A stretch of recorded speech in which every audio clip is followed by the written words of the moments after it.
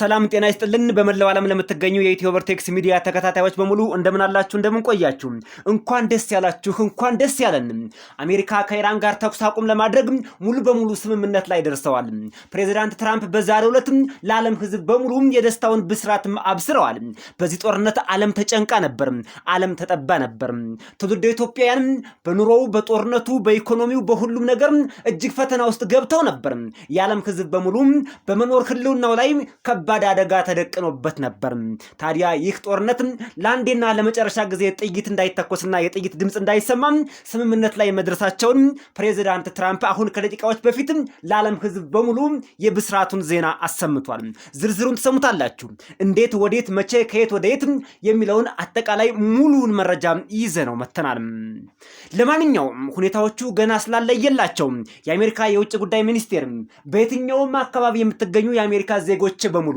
ልዩ አስቸኳይ በጣም አስቸኳይ የጥንቃቄ መልእክቶችን አስተላልፏል እሱንም ተሰሙታላችሁ አብራችሁን ቆዩ እናንተ የዩቲዩብ ቻናሉን ሰብስክራይብ ያደረጋችሁ የደወል ምልክቷን በመጫን መረጃዎቹን ኮምኩሙ እኔ ደግሞ ለእናንተ መረጃዎችን እንዲጠቅም አድርጌ አዘጋጅቻለሁ ሰናይ ቆይታ አብረን እንከታተለው ይህ ታላቅ የብስራት የድል ዜና ነው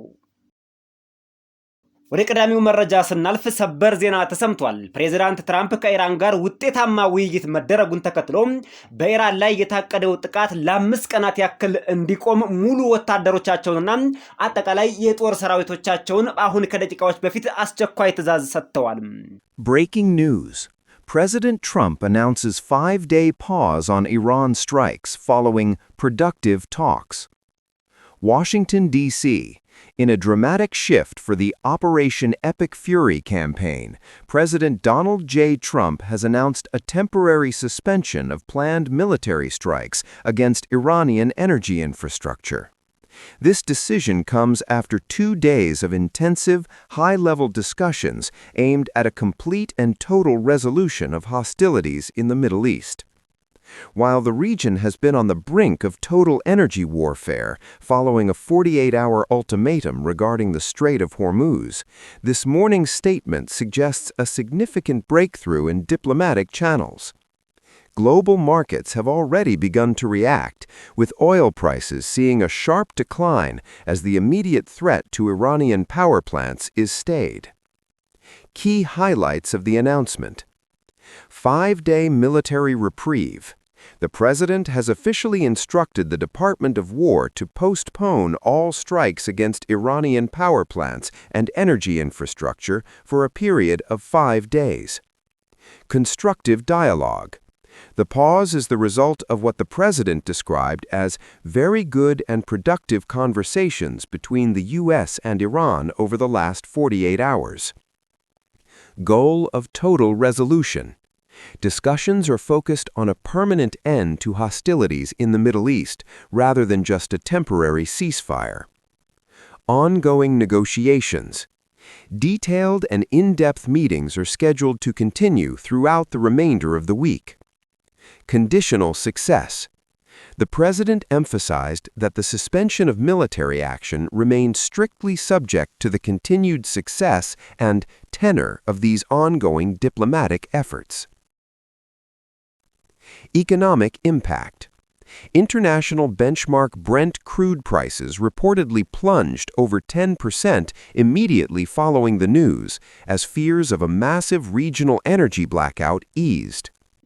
ዋሽንግተን ዲሲም በዛሬው ዕለት ኦፕሬሽን ኤፒክ ፈሪ በሚል መጠሪያ በኢራን ላይ ሲካሄድ የነበረው ወታደራዊ ዘመቻ በአስደናቂ ሁኔታ አቅጣጫውን ቀይሯል ዓለም በሙሉ አሁን በደስታ እየቦረቀ ነው ፕሬዝዳንት ዶናልድ ጄ ትራምፕ በመካከለኛው ምስራቅ ያለውን ጦርነት ሙሉ በሙሉ ለመፍታት ያለሙ ከፍተኛ የውይይት መድረኮች መጀመራቸውን ተከትሎ በኢራን የኃይል መሰረተ ልማቶች ላይ የታቀደው ወታደራዊ ጥቃት ለጊዜው እንዲቆም አስቸኳይ ትዕዛዝ ከአሜሪካ ከፕሬዝዳንት ትራምፕ ዋናው የአሜሪካ የጦር አዛዥ ማለት ነው የተላለፈ መልእክት ነው ከደቂቃዎች በፊት የወጣ ሰበር ዜና ነው የሄርሙዝ የባህር ሰርጥ ስትሬት ኦፍ ሄርሙዝ በተመለከተ ፕሬዚዳንት ትራምፕ የተኩስ አቁም ውሳኔ ላይ ከመድረሳቸው በፊትም ኢራን በ48 ሰዓታት ውስጥ የስትሬት ኦፍ ሄርሙዝን ሙሉ በሙሉ ካልከፈተች በህይወቷ አይተው ሰምታው የማታውቀው ህዝቦቿን፣ መንግስቷንም ሁሉንም ነገር አጠቃላይ ራቁታቸውን በሚያስቀር ሁኔታ የነዳጅ ዲፖዎቻቸውን፣ የኤሌክትሪክ መስመሮቻቸውን ሙሉ በሙሉ የኢነርጂ ምንጫቸውን እንመታለን፣ ኢራንን ባዶ እናስቀራታለን የሚል እጅግ በጣም አስፈሪና አስደንጋጭ የጦርነት አዋጅ በኢራን ላይ አውጀው ነበር። በርካታ የዓለም ህዝቦችና የዓለም መንግስታት ፖለቲከኞችና ተንታኞችም ይህ ለኢራን እጅግ በጣም አደገኛ ነው ተብሎ ነበር። ለዓለም የኤነርጂ አቅርቦትም በጣም አደገኛና አስጊ ነው ተብሎም ነበር። ለዚህ ታዲያ ኢራንም እጇን አጣጥፋ ቁጭ አላለችም። ለአሜሪካ ይበቃታል ወይም ለምላሹ በቂ ነው ያለችውን እጅግ አስደንጋጭ የሆነ አጸፋዊ ምላሽ አዘጋጅታ ነበር። አንደኛ፣ የሄርሙዝ ሰርጥ ሙሉ በሙሉ ይዘጋል።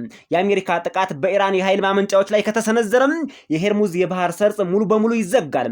ሰርጹም በድጋሚ የሚከፈተው የወደሙት የኢራን ማመንጫዎች ተገንብተው አገልግሎት መስጠት ሲጀምሩ ብቻ እንደሆነ ገልጸዋል። ለዓለም ኤነርጂ በተለይ ለነዳጅ አቅርቦት ከድጡ ወደ ማጡ የሆነ ነገር ነበር። እጅግ መከራ በዓለም ላይ የሚያጸና በአይነቱ ልዩ የሆነ ኦፕሬሽን ነበር የታቀደው። የእስራኤል መሰረተ ልማቶች፣ የእስራኤል የኃይል ማመንጫዎች፣ የኤነርጂ መሰረተ ልማቶችና የኮሙኒኬሽን መረቦች የኢራን ሚሳኤሎች ሙሉ በሙሉ ዶግ አመድ ያደርጓቸዋል ብለው ነበር ኢራኖች። የአሜሪካ ጦር ሰፈር ያለባቸው ሀገራት በሙሉ ቅርብ የሚሆኑ ሩቅ የአሜሪካ ጦር ሰፈርን የሚያስተናግዱ የቀጠናው ሀገራት የኃይል ማመንጫዎቻቸውና የውሃ ጣቢያዎቻቸው ሙሉ በሙሉ ይመታሉ ተብሎ ነበር። ይህ ጦርነት ባጭሩ በሰው ልጅ የመኖር የህልውና አደጋ ላይ የተጋረጠ የሰው ልጅን ለማጥፋት በዚህ ምድር ላይ የተነሱ ኃይሎች ያደረጉት ጦርነት ነበር። ታዲያ አንዳንዴ ፈጣሪ ማቱን ያሳይና ምረቱን ያመጣል። በዛሬው ዕለት ግን የምረት የብስራት ዜና ነው ከወደ አሜሪካ የሰማ ነው። የአሜሪካ ድርሻ ያለባቸው ኩባንያዎች፣ በአካባቢያቸው የሚገኙና የአሜሪካ ባለሀብቶች ድርሻ ያለባቸው የንግድ ተቋማት ኩባንያዎች ሁሉም በሚባል ደረጃ በዓለም አቀፍ ዙሪያ እየተዞሩና እየተፈለጉ በኢራን ሚሳኤል ይመታሉ ብላ ነበር ኢራን። በዚህ መሃል ነው ፕሬዚዳንት ትራምፕ እጅግ ለዓለም ህዝብ ሁሉ ተስፋ ሰጪ የሆነ የሰላም ብስራት ከወደ አሜሪካ ብቅ ያደረጉት። ፕሬዚዳንት ትራምፕና አሜሪካውያኖች እንዲህ ናቸው።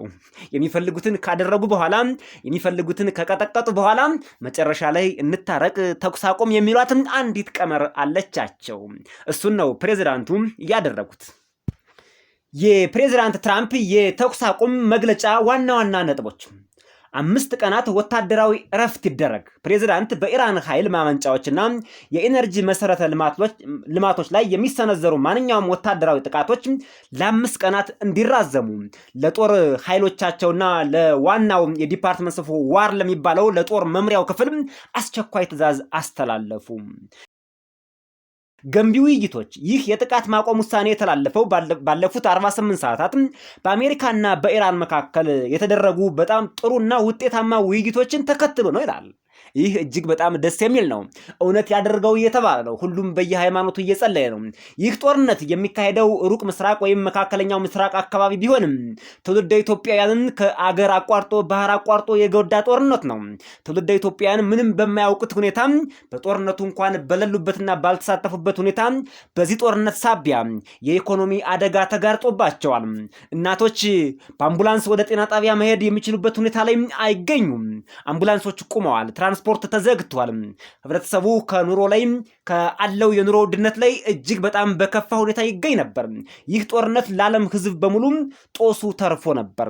ታዲያ በዛሬው ዕለት ግን እጅግ ደስ የሚል ብስራት ነው የተሰማው።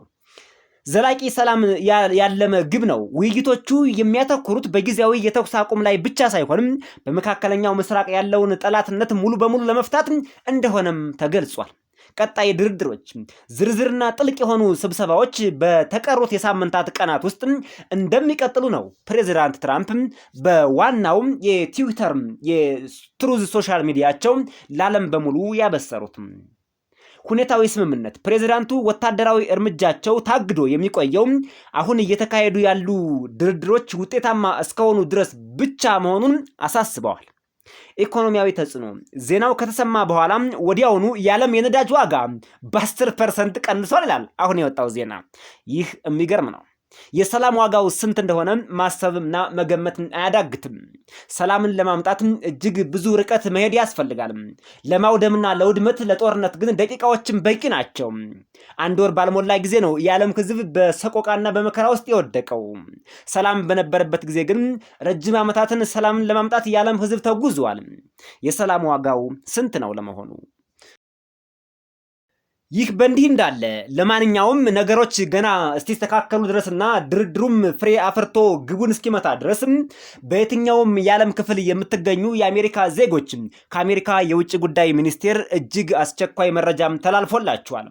የአሜሪካ የውጭ ጉዳይ ሚኒስቴር ማርች 2026 ባወጣው የአስቸኳይ መግለጫ በዓለም ዙሪያ የሚገኙ አሜሪካውያን ከኢራን ጋር በተያያዘ እየጨመረ በመጣው ውጥረት ምክንያት ጥቃት ሊሰነዘርባቸው ስለሚችል ብቻም ሳይሆን እየተሰነዘረባቸው ስለሆነ ከፍተኛ ጥንቃቄ እንዲያደርጉ የሚከተሉት ዋና ዋና ነጥቦች ተላልፈዋል።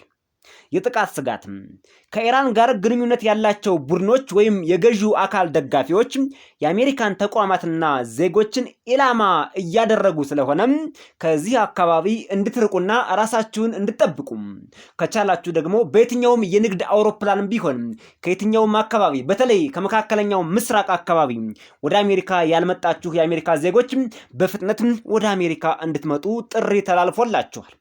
መልክዓ ምድራዊ ስፋት ምንም እንኳን ትኩረቱ በመካከለኛው ምስራቅ ላይ ቢሆንም ከቀጠናው ውጭ ባሉ ሌሎች አህጉራት የሚገኙ የአሜሪካ ዲፕሎማሲያዊ ተቋማትም ጥቃት ሊሰነዘርባቸው እንደሚችል ማስጠንቀቂያ ወጥቷል።